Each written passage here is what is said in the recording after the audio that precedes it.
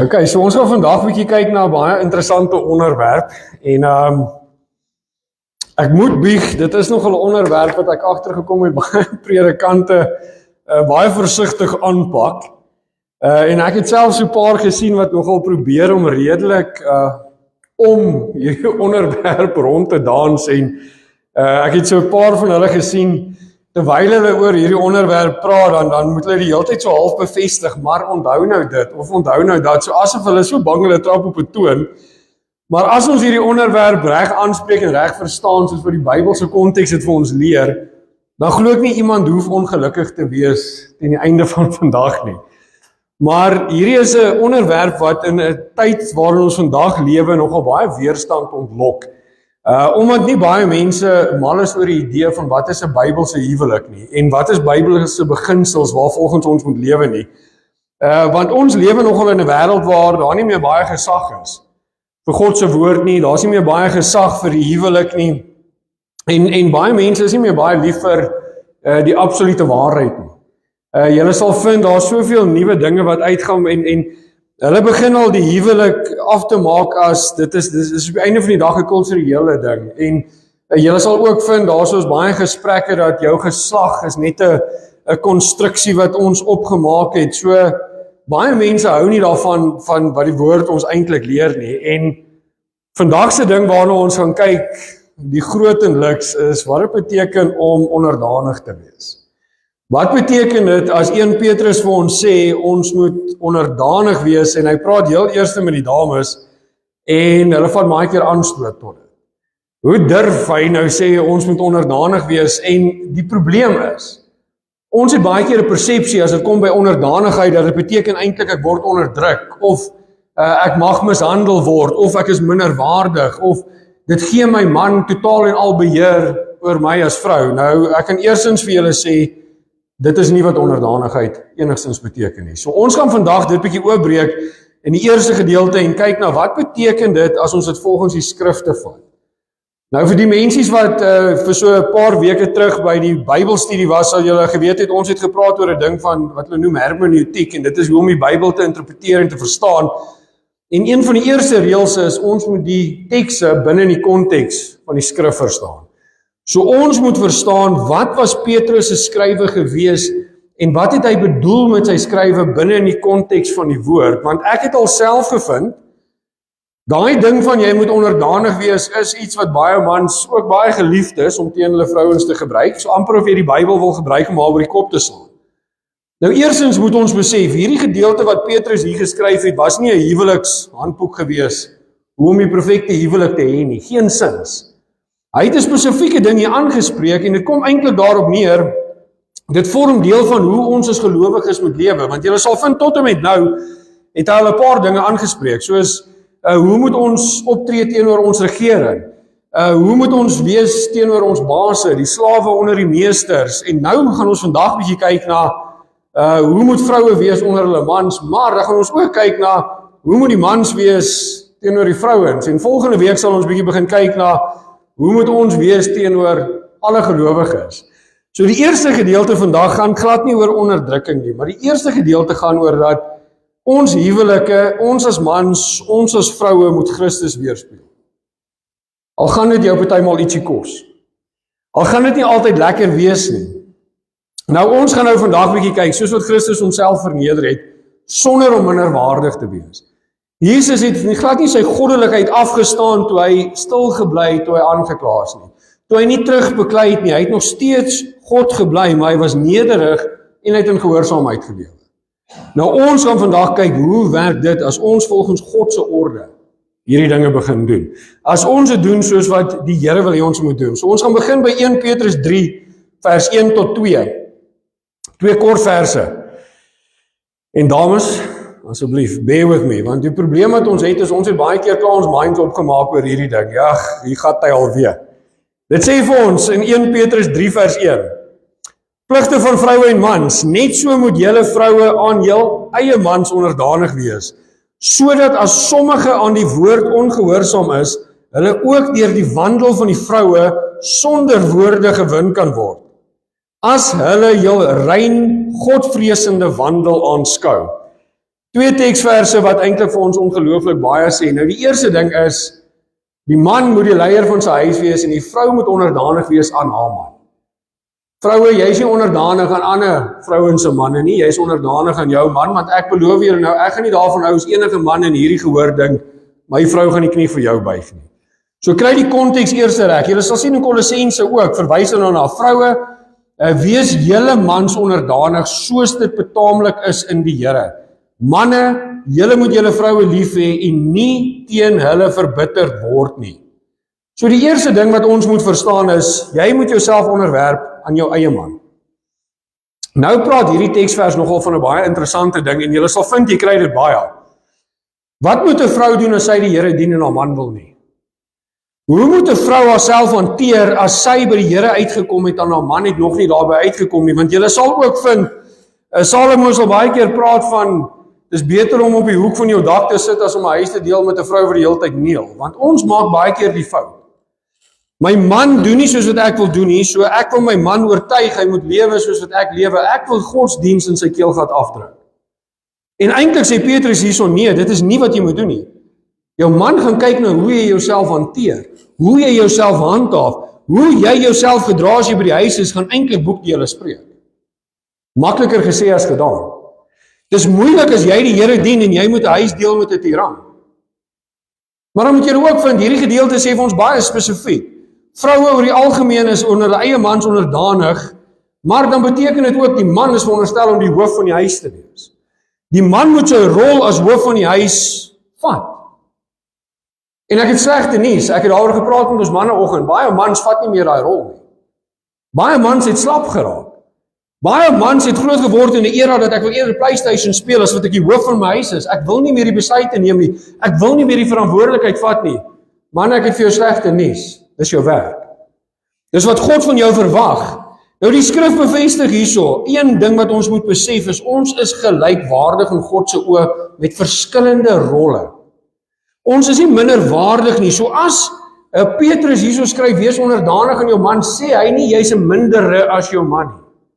Ons is gelyk geskape in God se oë, ons het wel verskillende doele. Nou moet julle weet, in die tyd wat hy hierdie ding skryf, ek weet nie of julle al gesien het hoe behandel Oosterse mans hulle vrouens nie. Nie baie mooi nie. Hulle het totale beheer oor hulle vrouens. So in daai tyd se konteks, hierdie mense verstaan, wie ook al die man dien, die afgode van die man dien, moes die vrou gedien het. Sy het nie sommer teen haar man gegaan nie, want kyk julle, daai manne het nogal lelik gemaak en julle sal dit vandag nog sien. Nou 'n bekende historikus van daai tyd, 'n Griekse historikus het daai tyd geskryf, 'n vrou behoort nie haar eie vriende te hê nie, maar haar man se vriende as haar eie beskou. Die gode is die eerste en belangrikste vriende. Daarom behoort 'n vrou slegs daardie gode te erken wat haar man aanbid. Hulle het in daai tyd in 'n tydperk gelewe dat as die man 10 afgode het wat hy aanbid, dan gaan die vrou daai selfde 10 afgode aanbid. Nou kom hierdie manne, hulle vertel die mense die wonderlike nuus van Jesus Christus. En ons vrouens wat tot bekering kom. En hierdie vrouens sê nee, ek wil die een God begin dien. So nou moet julle weet, hoe steek hierdie vrou haar nek uit? Ek dien nie meer my man se afgode nie. My beste vriend is nie meer my man se afgode nie. Ek het my eerste vriend nou is Jesus Christus. Ek submit nou aan God.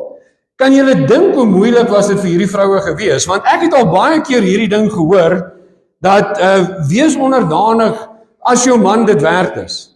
Dis nie wat die skrif ons leer nie. Die skrif sê vir ons, met hierdie vrouens het dit nie altyd goed gegaan nie. Dit was eintlik onsaglik moeilik vir hulle gewees om onderdanig te wees.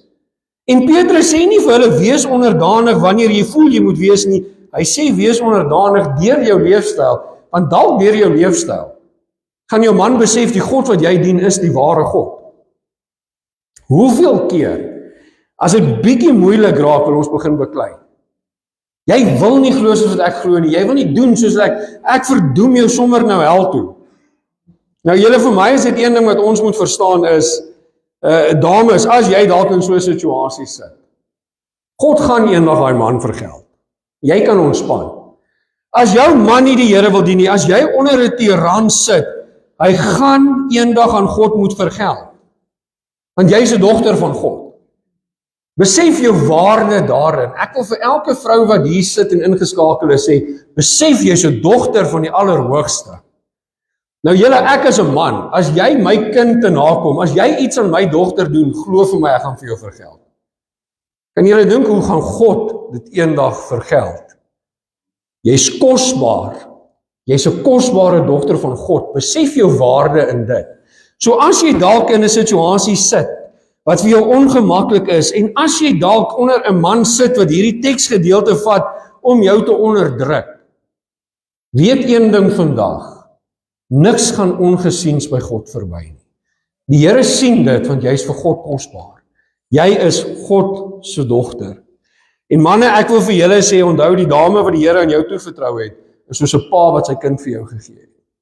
Wat maak ons met God se dogters? Hoe hanteer ons daai kosbare dogter wat die Here in jou hande gesit het? Hanteer jy haar soos wat jy graag sal wil hê iemand jou kind moet hanteer? Of hanteer jy haar soos 'n tiran? Want jy dink jy beheer haar, want die woord van God sê mos jy moet onderdanig wees. Julle, ons moet besef, dis 'n kind van God wat hy aan jou toevertrou het. Dis 'n baie groot verantwoordelikheid. Maak seker jy weet wat so groot verantwoordelikheid dit is. Maar om terug te kom tot op my punt. In die eerste Romeinse eeu, daai tyd, was die wêreld bietjie andersins gewees as vandag in ons westerse samelewing. Daai tyd as dit gesê die ou is die hoof van die huis, het dit beteken hy het wettige gesag gehad oor sy vrou, sy kinders, sy slawe en oor die godsdiens in sy huis. Hy het besluit en jy het dit gedoen. Jy het hom nie teengegaan nie, jy het hom nie bevraagteken nie. Hy sou jou uit die huis uit gegooi het en hy sou die volste reg gehad het om dit te doen. As jy nie gedoen het wat die hoof van die huis gesê het nie. Nou kom 'n vrou tot bekering en ewe skielik staan Christus aan hoof van haar. Nie meer haar man nie. Kan julle dink wat so spanning veroorsaak dit? Hierdie man wat sê jy is my besitting en ek sê vir jou jy gaan die afgode dien en sy sê nee, ek dien die ware God. Sy gaan nie net teen die man nie, sy gaan teen die kultuur van die tyd ook. Sy is die een wat eintlik totaal en al uitstaan. So hierso skryf Petrus eintlik aan vrouens wat nie in die ideale omstandighede sit nie. Hy skryf hier aan vrouens wat nie in 'n posisie sit waar die mans dit verdien om onderdanig aan te wees nie. Julle moet weet, hierdie vroue is bespot, hulle is verneder, hulle het teenkanting ervaar en selfs vervolging. Dan maak dit soveel meer werkbaardig. As hy vir hulle sê, jy moet onderdanig wees aan jou man. En weet jy wat vir my so mooi is? Julle gaan kyk, hy begin hierdie gedeelte met net so. Nou julle moet besef, ons het hierdie opgedeelde hoofstukke en in verse. Net voor hierdie het hy gepraat oor Jesus Christus, wat gelei het vir ons. Jesus Christus wat deur hierdie verdrukking gegaan het, dan skryf hy net so dames. So eintlik wat hy vir julle sê, net soos Christus verdrukking ervaar het, net so gaan julle ook dalk verdrukking ervaar, soos Jesus Christus. Wat het Jesus Christus deurgegaan? Hy het onreg verduur, hy het nie teruggeskel nie. Hoeveel keer ons het reg om daai soldaat voor ons mond te sit? Jy kom my te na, ek wil jou te nakom. Jy maak my seer, ek wil jou seer maak. Ek wil hy laaste woord in kry. Jesus het homself aan God toe vertrou en God het hom uiteindelik verhoog. Nou sê Petrus, dames, volg dieselfde voorbeeld. Jy gaan dalk 'n bietjie onderdrukking ervaar. Dit gaan dalk vir jou 'n bietjie moeilik wees, maar net soos Jesus Christus jou voorbeeld was, is jy in God se hande. Wees rustig daarmee. Dit verander eintlik die hele ding. Wees aan julle eie mans onderdanig. En dit is vir my baie belangrik. Want ek het al gevind, baie mans dink, elke vrou is onder hom en benede hom. Hierdie sê, wees aan jou eie man onderdanig. Dit is binne in die huwelik. Dit is nie enige vrou wat haar knie vir jou moet buig nie, boys. Julle moet dit een ding besef. So dit is nie om emosionele beheer te hê nie en ook nie mishandeling nie. En ons gaan 'n bietjie later in vers 7 kyk. Wat sê Petrus vir ons? Die harder geslag, hoe ons onsself moet hanteer. Maar julle, dit is belangrik dat ons moet besef, dit gaan nie net daarvan as jy daarvan hou of nie daarvan hou nie.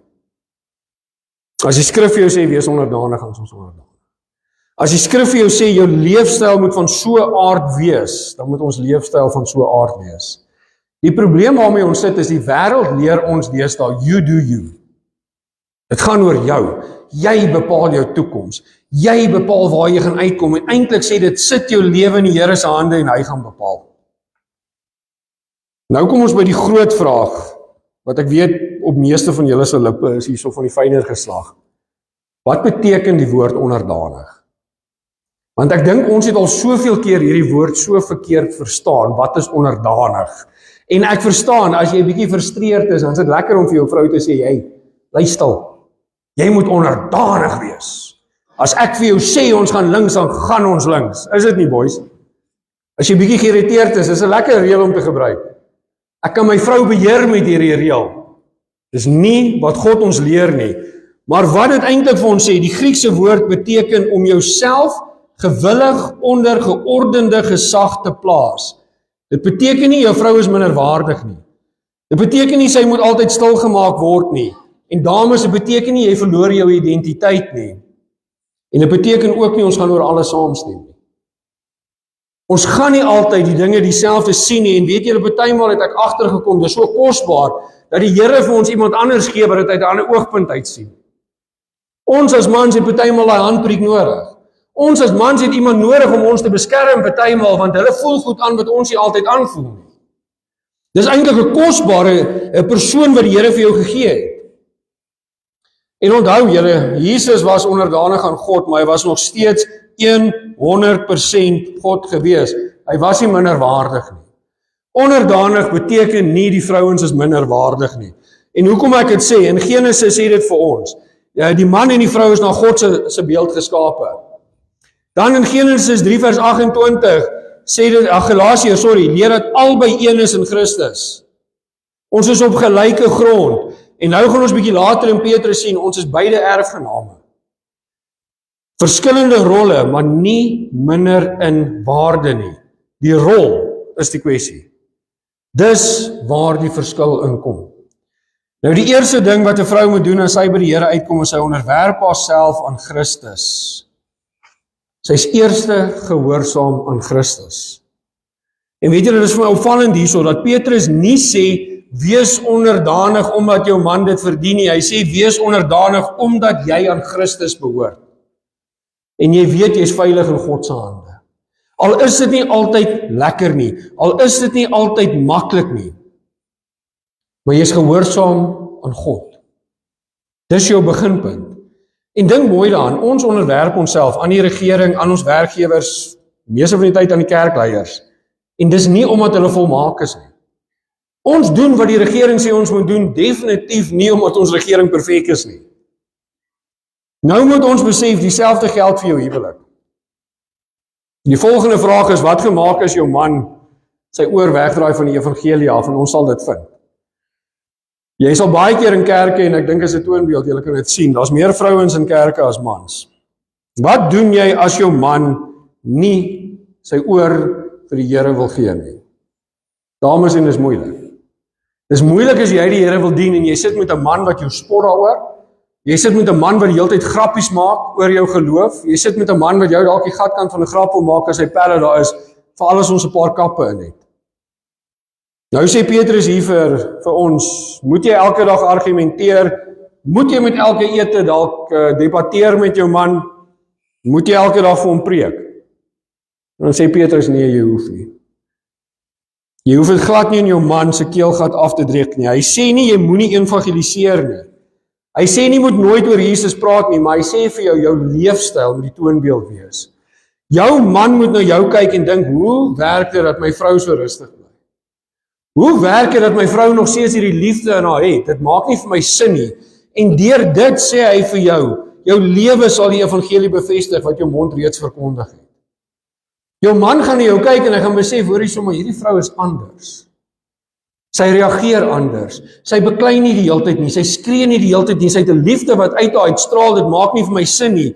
En as hy daai liefde in jou sien, dan moet dit eintlik in hom 'n begeerte ontwikkel om te sê, ek soek meer van dit. Jy kan nie heeldag en aldag hoe jou man verskree en jou man vervloek en dink hy gaan aangetrokke vol tot die God wat jy dien nie. Maar dan moet jy een ding besef. Hy sien jou liefde, hy sien jou reinheid, hy sien jou geloof, hy sien die Here wat jy dien deur jou lewe. maar is God wat die harte verander. Ons kan mense net vertel van dit. Ons kan hulle nie oortuig nie. Die Heilige Gees sal dit doen. Ek wil net vir julle vra, hê die vertroue in die Here. Volkome en wees geduldig. Dit gaan partymal jare vat. Die tweede gedeelte, 1 Petrus 3 vers 3 tot 6. Nou praat hulle oor 'n ding en ek het al 'n vraag oor hierdie ene gekry spesifiek. Julle versiering moet nie uiterlik wees nie, haarvlegtery en omhang van goud en aantrek van klere nie, maar die verborge mens van die hart en die onverganklike versiering van die sagmoedige en stille gees wat baie kosbaar is voor God. Want so het vroeër ook die heilige vroue wat op God gehoop het, hulle self versier en hulle was aan hulle eie mans onderdanig. So Sara gehoorsaam was aan Abraham en hom Heer genoem het, wie se kinders julle geword het, en as julle goed doen en geen enkele verskrikking vrees nie. Nou hierdie is nogal 'n vreemde ding, veral in die tyd waarin ons lewe, want hy sê hierso vir hulle julle uiterlike versiering. Hoe moet julle aantrek? Wat moet julle maak? Nou, as jy 'n bietjie gaan kyk na in daai tyd se portrette en se kunswerke, sal julle sien, hulle was nogal erg ingesteld geweest om die hare te vleg en die juwele en baie mooi te lyk. Nou, eintlik hierso sê hy nie vir jou, jy mag nie jouself mooi aantrek nie. Hy sê nie, jy mag nie mooi lyk nie, maar hy sê dit moet eintlik eers gaan oor wat hier binne aangaan. Wat is in jou hart? Is dit vir jou belangriker om 'n mooi godvreesende karakter te hê, of 'n rustige gees te hê? Of is dit die uiterlike wat almal kan sien? Hy verbied nie juwele nie. Hy verbied nie mooi klere aantrek nie. Ons moet dit nou mooi verstaan. Maar hy waarsku eintlik teen buitensporige beheptheid. Want baie keer in hierdie tyd wou die mense gewys het hoe welgesteld is ek. En hoe kan ek dit vir jou wys? Onthou, hulle het daai tyd nie Ferraris gehad nie. Deur hoe ek aantrek. Die probleem met dit is, baie keer het dit gemaak dat hulle neergekyk het op die ander mense. Want ek is welgesteld. Julle, en dis dit nie 'n probleem waarmee ons vandag nog sit nie. Ek het al daai voorbeeld gebruik. Ons ontmoet iemand, dan vra ons eers vir hulle, wat is jou werk? Want dan gaan hulle bepaal hoe ek met jou gaan praat. As jy 'n dokter is, het ek vir jou aansien. As jy vir my sê jy's 'n appie, dan dit ek nie regtig nie. Eintlik is ons gelyk. Dieselfde probleem met daai tyd. Die vrouens het buitensporig aangetrek, ontwerpersklere wil ek amper sê, om vir hulle te wys in wat se weelde lewe ek. En dan sê Petrus, julle, dit is nie waar dit moet gaan. Dit moet oor jou hart gaan. Dit het my so laat dink aan daai wit gepluisterde grafte. Ek is pragtig van buite, maar ek is absoluut vrot aan die binnekant. En dan sê hy daarso, hy gebruik bietjie Sara in haar onderdanigheid, en dan vertel hy nou hoe sy haar man Heer genoem het. En dit was eintlik maar net 'n mate van respek teenoor haar man. Want sy het geweet wie haar man is. En weet julle 'n mooi gedeelte daarso waar hy sê, julle moenie die verskrikking vrees nie. Moenie bang wees vir die aanvalle wat julle gaan kry nie. Maar vertrou op God soos Sara gedoen het. Vertrou net op die Here, julle is in goeie hande. Nou die kultuur waarin ons lewe maak dit vir ons nogal moeilik. In vandag se tyd met sosiale media. Want alles gaan oor selfie hierso, selfie daarso. Ek moet eers vir 15 minute lank my kos afneem voordat ek dit eet, en wat ek kry is dit koud. Maar dat almal kan sien hoe goed dit met my gaan, want ons lewe mos in hoogtepunte. Ons kyk na almal se hoogtepunte en ongelukkig in vandag se tyd sien ons dit so baie. Skoonheidsprodukte, plastiese chirurgie, die mode, juwele, haarstyle, gromering. Ons is die hele tyd besig om onsself al hoe mooier te probeer maak, al hoe jonger te laat lyk. Die probleem is, die wêreld sê vir jou, as jy nie mooi genoeg is nie, het jy mindere waarde. Ek het op die vroueoggend daaroor gepraat, hoeveel keer meet ons onsself aan dit wat tydskrifte vir ons sê ons moet wees. Aan dit wat sosiale media vir ons sê, maar God sê eintlik vir jou, ek kyk nie na jou voorkoms nie, ek kyk na jou hart. God het nie 'n saak met hoe jy van buite af lyk nie, hy kyk wat gaan binne aan. Ons lewe in 'n wêreld waar ons onsself die hele tyd wil vergelyk met mense om ons. Nou moet julle weet, hy sê nie hierso om juwele te dra en mooi klere te dra is verkeerd nie. Hy sê, jy mag, want baie kerke leer vrouens deesdae, jy mag nie jou hare sny nie, jy moet so vaal lyk as wat jy kan. Probleem is net, jy dit nie in die teks gekry nie, so dit is ons eie reël wat ons dan nou ingebring. Eintlik sê hy hierso vir jou, dit moenie gaan oor jou uiterlike nie, dit moet gaan oor wat binne by jou aangaan. Want as dit gaan dat ons mag nie mooi klere dra nie, dan moet ons almal met niks rondloop. Want wat vir my mooi is dalk nie vir jou mooi nie. Wat vir jou mooi is dalk nie vir my mooi nie, so waar trek ons die lyn? Eintlik is dit, moet nou nie rondloop en vir almal vertel, hey, check hierdie Gucci baadjie nie. Verstaan, kyk hoe welgesteld is ek, en hierdie is nie Gucci nie, julle, dis uitverkoping. Ek sê maar net. Maar die ding is, waarin lê ons identiteit? Lê ons identiteit in die klere wat ons dra, want dis wat die wêreld ons leer. Lê ons identiteit nie in die karre wat ons ry en in die huise waar ons bly nie, en eintlik sê Petrus nee. Jou identiteit moet in Christus lê. Wat versier jou lewe eintlik? Versier, mooi. Wat maak jou lewe eintlik mooi? Lê jou identiteit in die uiterlike of lê dit in die innerlike? Die verborgde mens van die hart.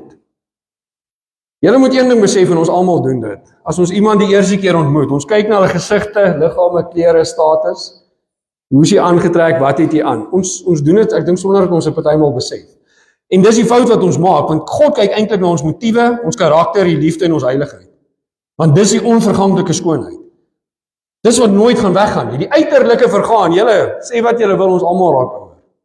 Ons almal kry daai plooie. Ek is nou die dag op hierdie verhoog uitgewys hoe grys ek besig is om te word. This happens. Op die damestee het ek 'n foutjie gemaak waar ek so 'n bietjie mispraat het vir die vrouens wat daar was sal weet. Ons raak ouer, ons sien dit in ons lywe. En eintlik sê die Here vir jou, as jou binnekant mooi is, gaan dit nooit oud word nie.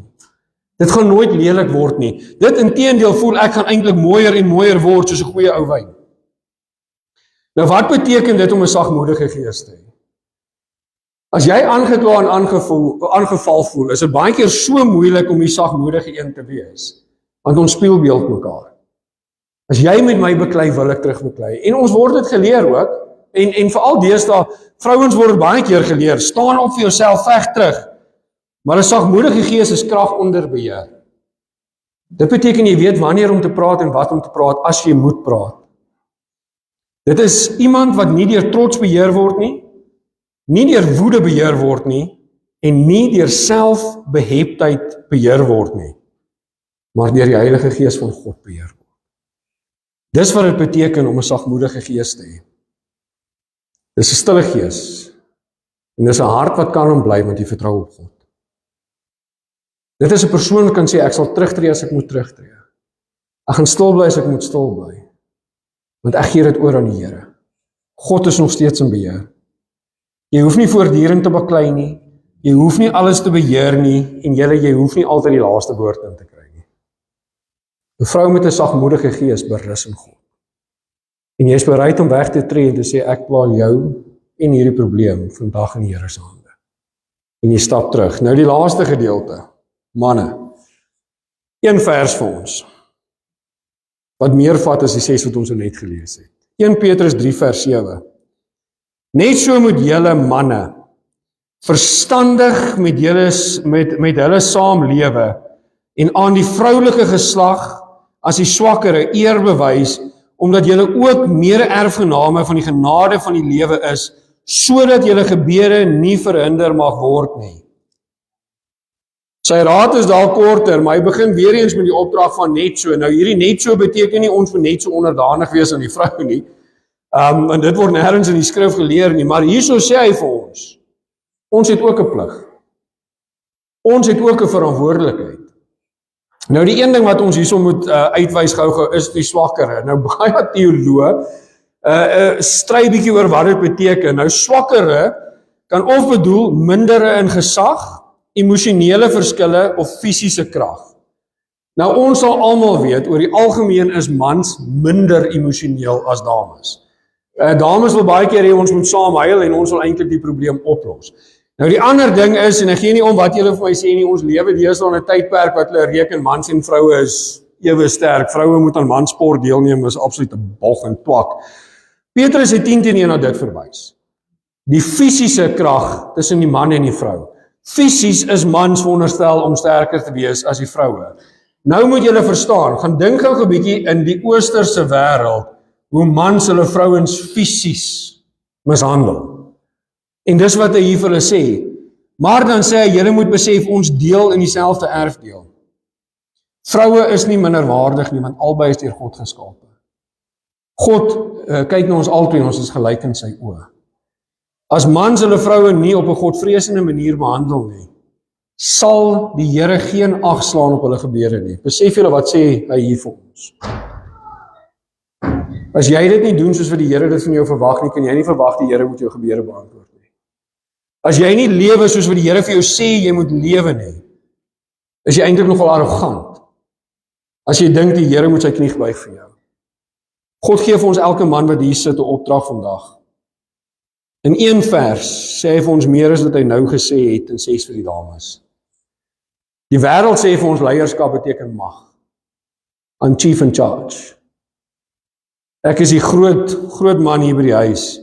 Jesus sê vir ons leierskap beteken diens. As jy die hoof van jou huis is, gaan God jou verantwoordelik hou vir hoe jy jou vrou behandel. Manne, hierdie is harde woorde. Hoe gereeld is ons diensbaar vir ons vrouens? Hoe gereeld volg ons Jesus se voorbeeld van wat 'n leier was? Dis 'n heilige verantwoordelikheid. En hoor my vandag, die Here gaan ons verantwoordelik hou. As die Here vir jou sê, ek soek jou as leier van jou huis, wat maak jy met my dogter? Ek gaan jou verantwoordelik hou, dis tyd dat ons besef wie God is. Hy sê vir ons, Jesus Christus is ons voorbeeld. Hy het gedien, hy het homself geoffer, hy het beskerm, hy het versorg, hy het sy disippels se voete gewas en hy het sy lewe gegee vir sy bruid. Was nie selfgerig gewees nie. Dit was nie meer myself en I gewees nie.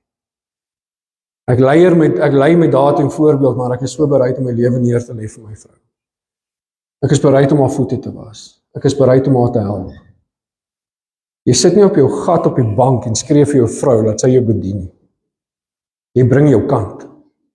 Ek sien dit so gereeld waar mans dink die Here het vir jou 'n slaaf gegee. Hy het sy dogter vir jou gegee.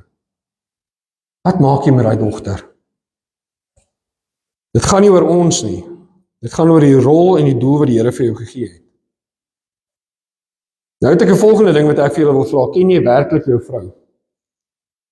Weet jy wat laat jou vrou werklik tik? En ek gaan nou vir julle sê hoekom dit vir my belangrik is. Want 'n godvreesende man gaan sy vrou se vrese ken, haar vreugdes verstaan, haar laste help dra, haar gawes ken, haar swakhede en haar behoeftes. Hy gaan vir haar luister. En dan gaan hy probeer verstaan voordat hy haar oordeel. Ek vind soveel mans wat meer weet van rugby, van karre en van besigheid as van sy eie vrou.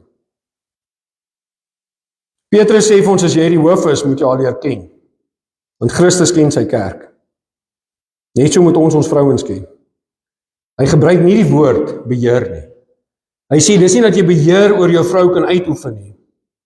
Want ek sien hoe gereeld manne, julle kan met my stry soveel as wat julle wil, ons sal baie keer hierdie kosbare woord van God gebruik om ons vrouens mee te beheer. Dis nie wat hy sê nie. Daar is wel gelowe wat dit doen, as julle belangstel. Oosterse gelowe sê vir jou, deur jou godsdiens beheer jy jou vrou. Deur jou godsdiens is sy jou besitting. Jesus hierso sê vir ons een ding, eer jou vrou. Ken haar waarde, weet hoe kosbaar is sy, respekteer haar, en het jy 'n agting vir God se kind. Hoe hoog is jou agting vir die dogter wat God vir jou gegee het? Kan ek gou vir julle sê, ek sien hoe gereeld manne wat met graagte hulle vrouens verneder, spot en afbreek, en tree die direk teen God se wil op.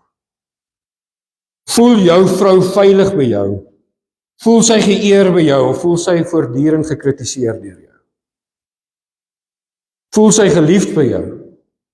Voel sy dat jy haar hanteer soos 'n dogter van God, of is sy eintlik te bang om in jou geselskap te kom, want sy weet nie wat jy gaan sê nie, want Christus bou sy kerk op. Hy breek haar nie af nie. Net so behoort die man sy vrou op te bou. Swakker beteken nie die vrou is geestelik swakker, minder intelligent of minder waardevol nie. Maar in die antieke wêreld was die vrouens fisies kwesbaar gewees. Hulle was as die mindere gesien gewees. Julle kan al 'n storie van Rut gaan kyk. Jy kort iemand om vir jou om te sien. Hulle was baie sosiaal kwesbaar gewees. En dan sê die Here hierso, jy gebruik nooit jou fisiese of sosiale voordeel om jou vrou te oorheers nie. Hierdie is 'n harde woord wat die Here vandag vir ons gee. Manne, dis tyd dat ons besef, dis 'n kosbare instrument wat God in jou hand gesit het. Dink 'n bietjie aan jou eie dogter. Hoe sal jy wil hê moet haar man haar eendag hanteer? Kan jy vir my sê jy hanteer jou vrou so? Julle moet een ding besef, ons lewe met voorbeeld. Mense is so keelvol om leefwoorde te hoor en die ouens leef dit nie meer uit nie. Ek kry 'n ding hierso wat hulle sê, dit is, jy moet sorgvuldig na kyk soos fyn porselein, met liefde en sagmoedigheid, want die Here het dit in jou hande geplaas. Christus sê vir ons mede-erfgenare van sy genade en sy lewe. Die rolle verskil, maar die erfdeel is dieselfde. Die man ontvang nie meer hemel as die vrou nie. Die man ontvang nie meer genade nie, die man ontvang nie meer Christus nie. Albei staan as verlostes voor daai kruis. Manne, jy kan jou Bybel lees, jy kan kerk toe gaan, jy kan tiendes gee, jy kan die gemeente dien soveel as wat jy wil.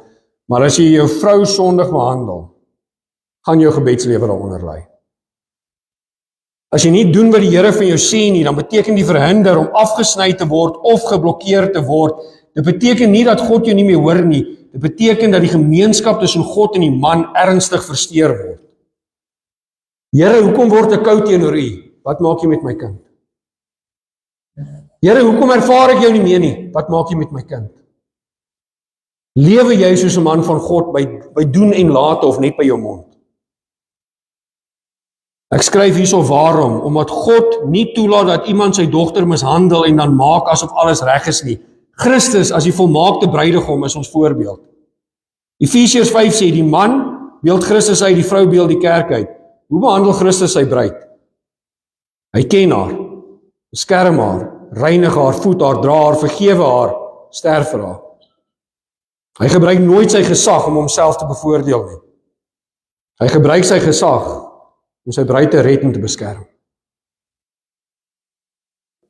Dit is wat Bybelse hoofskap is. Ek lei met voorbeeld. Ek sal my lewe neerlê vir my vrou. My vrou gaan by my veilig voel. Sy gaan gehoor voel. Sy gaan geliefd voel. Nie net hier op 'n Sondag waar almal my sien. Maar as jy my vrou agter 'n geslote deur gaan vra, wat maak Roan met jou? Moet sy vir jou sê, hy lief my. Hy vertroetel my. Hy ken my. Hy weet waarvan ek hou, hy weet waarvan ek nie hou nie.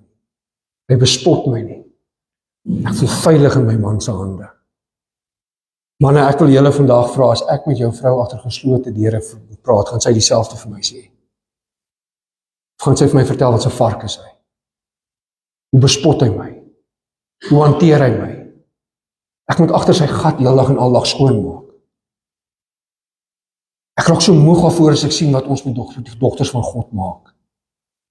Ons sit in 'n wêreld wat uitmekaar uitval, want mans is nie meer die leiers van hulle huise. Ons sit in 'n wêreld wat uitmekaar uitval, want ons wil so graag die wêreld daar buite bevredig.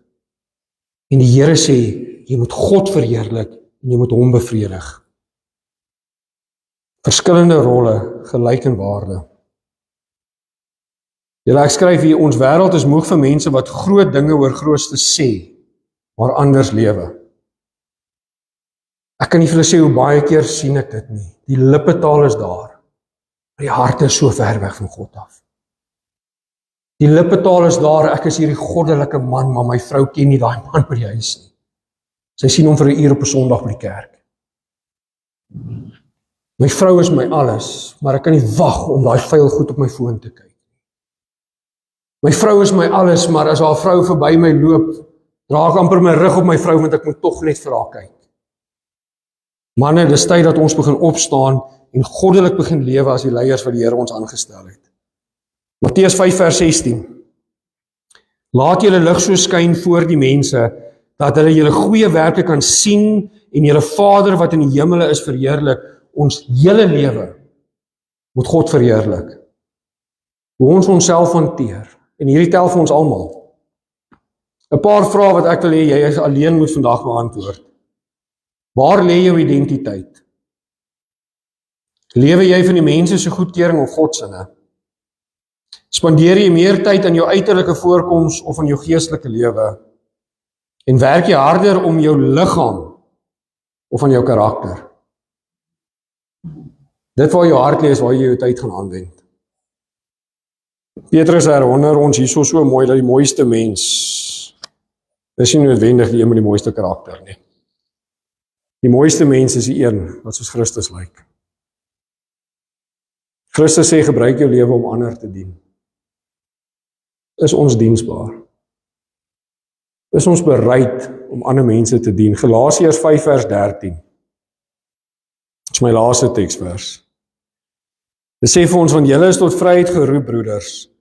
Gebruik net nie julle vryheid as 'n aanleiding vir die vlees nie, maar dien mekaar in liefde. Wanneer 'n vrou 'n man respekteer uit liefde vir Christus, en wanneer 'n man sy vrou liefhet tot eer vir Christus, soos hy sy kerk liefhet, word die evangelie sigbaar. Dan sien mense in ons dit. Hulle beleef dit deur ons. Hulle hoor dit nie net nie. Jy is 'n lopende voorbeeld wat 'n kind van God eintlik moet wees. En weet julle wat moet julle besef, 'n Christelike huwelik is nie net 'n privaat saak nie, want baie mense kyk na jou. Dis 'n lewende preek wat vir ons wys hoe lief het Christus sy bruid. My laaste ding is, mag ons huwelike so leef dat mense nie eerste ons raak sien nie, maar dat mense eerste die Here Jesus Christus in ons raak sien. Sluit asseblief met die oë.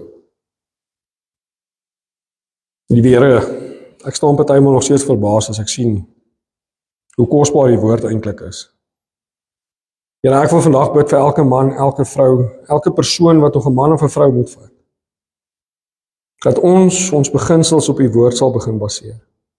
Here, dat ons met voorbeeld sal begin lewe soos wat die woord sê ons moet lewe. Here, ek wil vandag vir die vrouens vra om onderdanig te wees, want hulle is lief vir Christus, hulle vertrou op U. Maar dat hulle lewe die toonbeeld sal wees van 'n goddelike vrou, en sodoende as haar man dalk nie die Here dien nie, dat hy daai begeerte sal ontwikkel. Here, ek wil vir die manne bid vandag en vra dat ons sal begin opstaan as goddelike leiers in ons huis. Here, dat ons as man sal opstaan, dat die vrou ons kan opkyk na ons en kan respekteer, want ons is 'n man van God. Here, maar dan wil ek bid vir elke persoon hier, sodat ons die liefde van Christus sal uitstraal daar in die wêreld. Here, hierdie wêreld is vuil genoeg. Die wêreld is hartseer genoeg. Mag ons lig so skyn dat ons 'n bietjie hoop in hierdie wêreld inbring. Here, dat ons harte sal begin werk in ons geestelike lewe, aan ons karakter, aan die uiterlike. Here, dat ons verby dit kan begin kyk, dat ons verby titels kan begin kyk, dat ons verby beroepe kan begin kyk. Here, en na die kosbare mens kan begin kyk. Elke mens wat U oor ons pad stuur, mag hulle die evangelie by ons hoor, maar so ook kan hulle dit by ons begin sien, die Here. Here, ek het so groot gebed dat ons as mans weer begin doen wat U van ons verwag om te doen, want hierdie wêreld sal 'n ander plek wees. Here, ek kan net vir U dankie sê vir U kosbare skrif. Ek kan net vir U dankie sê vir die waardevolle lewenslesse wat ons leer. Here, mag elke persoon vandag hier uitloop as 'n geesgevulde, lopende voorbeeld van wat 'n kind van God werklik is. En dat ander mense deur ons lewe, deur ons mens wees, 'n begeerte sal ontwikkel om meer te leer van die God wat ons dien. In steede daarvan dat hulle sal sê, ek wil nie daai Here dien nie, want dis nie dieselfde persoon wat ek op 'n Sondag sien nie. Here, dankie dat ek weet elke persoon is kosbaar in U oë. Verskillende rolle mag gelyk, en ek dank U vir dit vandag. So ek los julle met die genade van die Here Jesus Christus, die liefde van God die Vader, en die gemeenskap van sy Heilige Gees bly en sy met elkeen van julle. Jesus naam alleen, amen en amen. Ek gaan nou gou oorgaan na die